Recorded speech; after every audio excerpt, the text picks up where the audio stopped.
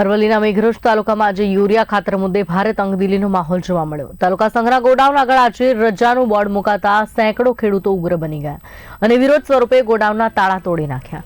ખાતર તૂટી ગયાનું સંઘનું કહેવું છતાં ગોડાઉનની અંદર ખાતર ભરેલી બોરીઓ મળી આવતા ખેડૂતોમાં ભારે આક્રોશ ફાટી નીકળ્યો છે।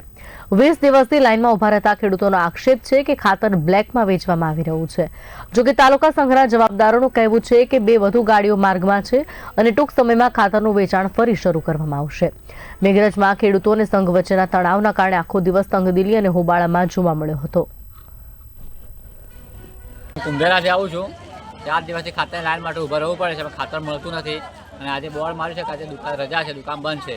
જ્યારે અંદર પબ્લિકે લોક તોડ્યું અને જોયું અંદર તો આટલું બધું ખાતરની બોરી સ્ટોક પડે છે, ખાતર કરવાનું શું છે એનો જવાબ કોણ આપશે? આટલું ખાતર પડવા છતાં વિતરણ કેમ નહીં થતું? આ પબ્લિકને હેરાન કરવાના ધંધા કેમ છે?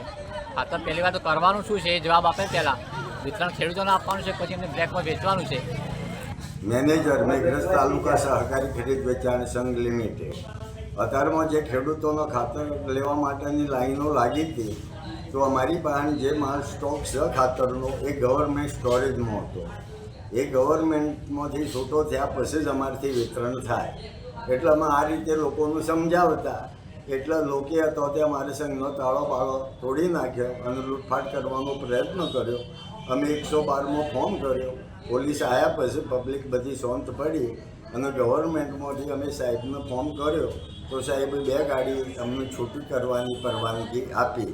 એટલે હવે અમારો સ્ટાફ આવે એટલે હવે વિતરણ ચાલુ કરીએ।